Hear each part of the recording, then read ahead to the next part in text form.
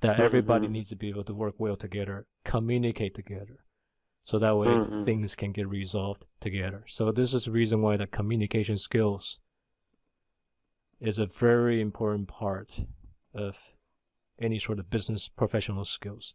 And it is something that they immediately look for as soon as you're in that interview. You're in the interview. And how do they look for it? How do you demonstrate that you have that communication skill? It's not just demonstrate by answering questions. When you answer a question, all you do is that you're showing that you know how to possibly do the work, or you might know how to tell a person about yourself.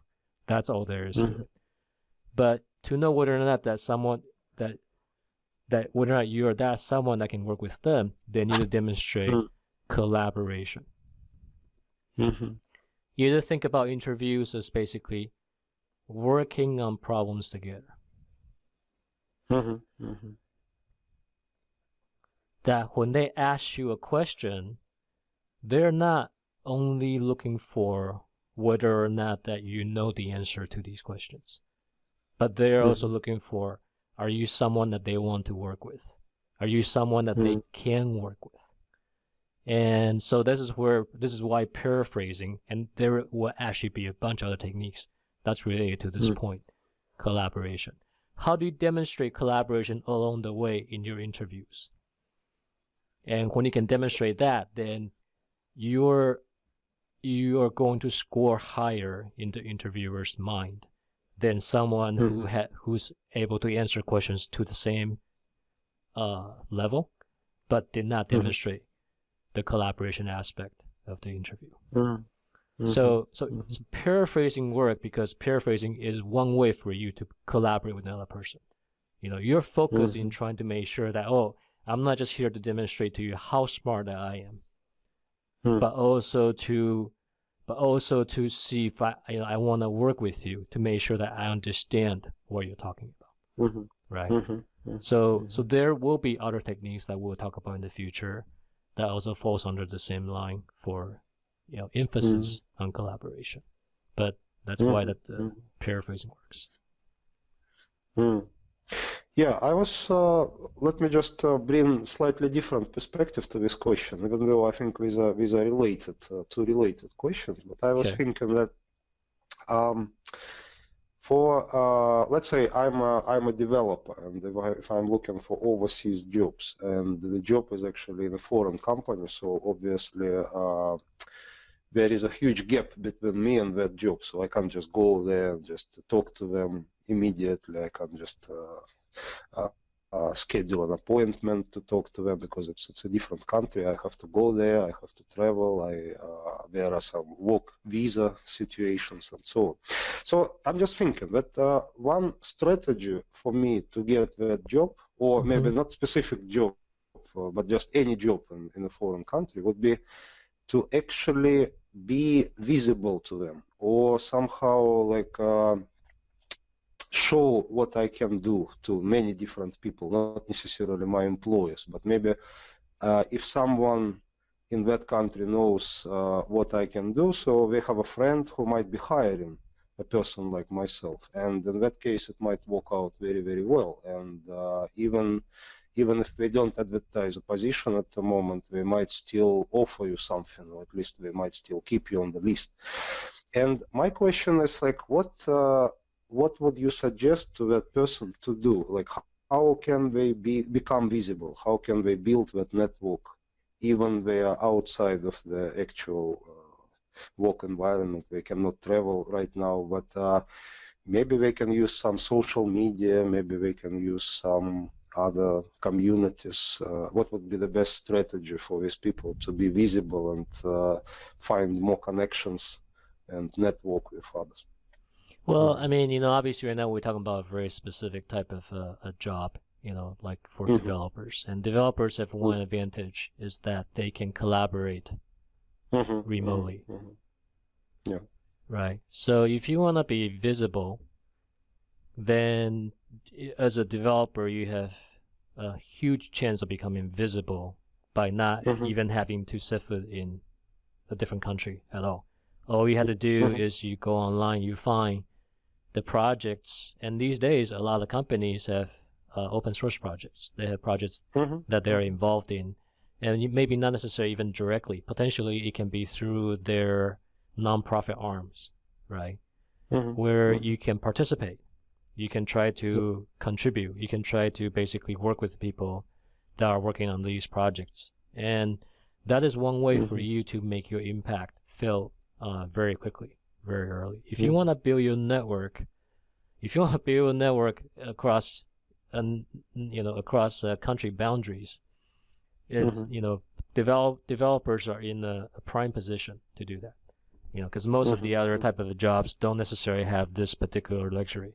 For many other jobs, basically, trying to get hired across the national border is itself a very difficult proposition in the first place. And but if you want to build that, relationship, if you want to let people know about you ahead of time, then as a developer, take advantage of the projects that's out there open. Make sure that you participate in communities. Make sure you participate in some sort of joint projects, but also just even blog about your experiences of learning. So that way, your recruiters, your potential employers will have a body of work from you that they can look at their own time, and they can say, "Oh, does this person sound like this person knows what he's talking about? Has he produced good work? Is he capable of explaining himself in a way that I would like to work with?" Right? So definitely, developers are in a very unique privileged position, right? In this particular regard, this is only for certain other positions that this would be applicable, basically. Yeah, that's true. And I think things like blogs, or even I would say YouTube channel or video blog, would be, like, in my personal opinion, it's a must for a person who is actively searching for overseas jobs or projects, or even remote projects that they can do in their own country with overseas people, whether it's not for profit or non-profit, it doesn't matter. But I think they have to be visible, because very often they are capable of doing stuff. They would love to participate in projects, but whenever you ask them, so why don't you have a blog or YouTube channel, they say, yeah, but I don't have enough time, or my English is not good enough. So of course we need to communicate in English. Well, I mean, that's how you that's how your English better, becomes better. How you practice. That's how you do it. Yeah, but I mean, obviously that I don't necessarily blame them, because obviously that it's tough when you feel like your English skill is not to par. That you will be concerned about how people will look at you. But I mean, the thing is that let's just put it this way: there might be possibility of anybody to become a international blogging star, but chances are that most blogs are gonna be read by very few people.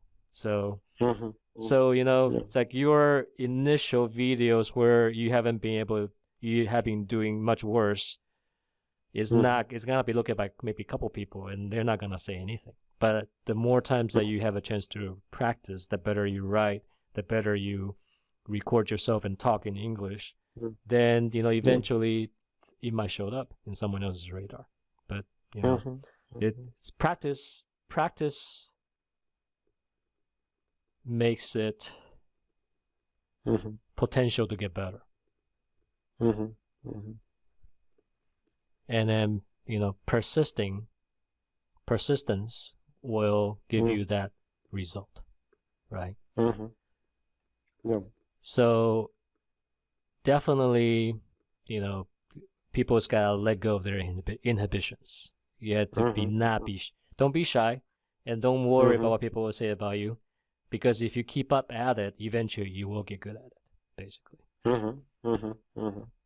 Yeah, and I think especially for software developers, that would be especially relevant, because I think we naturally feel like talking to each other and discuss projects and discuss some bugs and how to fix them, and it would be a lot easier for them to actually connect to other people and talk about things that of mutual interest, compared to maybe people in other jobs where like maybe they have a completely different set of rules in different countries and they're not necessarily understanding, or they might not be even interested in learning how things work in other countries. So I think there is a lot of potential for software developers to communicate more often and improve their skills as they communicate. Okay, awesome. Yeah. Mm-hmm.